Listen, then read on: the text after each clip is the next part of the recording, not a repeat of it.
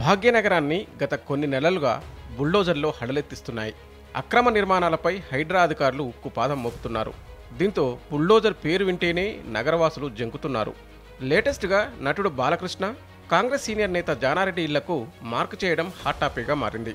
దాదాపు 6 అడుగుల మేర బాలకృష్ణ ఇంటికి మార్కింగ్ చేశారు అధికారులు. ఇటు జానారెడ్డి ఇంటి కాంపౌండ్ కూడా మార్క్ చేసి వెళ్లారు.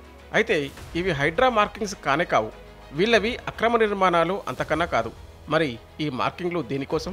కేబీఆర్ పార్కు చుట్టూ మొత్తం 6 జంక్షన్లలో 6 అండర్ పాస్లు, 8 చోట్ల స్టీల్ బ్రిడ్జ్లను నిర్మించేందుకు ప్రభుత్వం సంకల్పించింది. అందులో భాగంగానే కేబీఆర్ పార్కు చుట్టూ ఉన్న పలు నివాసాలకు, అలాగే షాపులకు మార్క్ చేశారు అధికారులు. అందులో జానారెడ్డి, బాలకృష్ణ ఇళ్లు కూడా ఉన్నాయి. బాలయ్య, జానారెడ్డి మాత్రమే కాదు, అల్లు అర్జున్ మామతో పాటు పలువురు ప్రముఖుల నివాసాలకు కూడా మార్క్ చేశారు. ట్రాఫిక్ సమస్యకు చెక్ పెట్టాలంటే విస్తరణ తప్పదని చెప్తున్న ప్రభుత్వం ఈ ప్రాజెక్టును ముందుకు తీసుకెళ్లాలని భావిస్తోంది.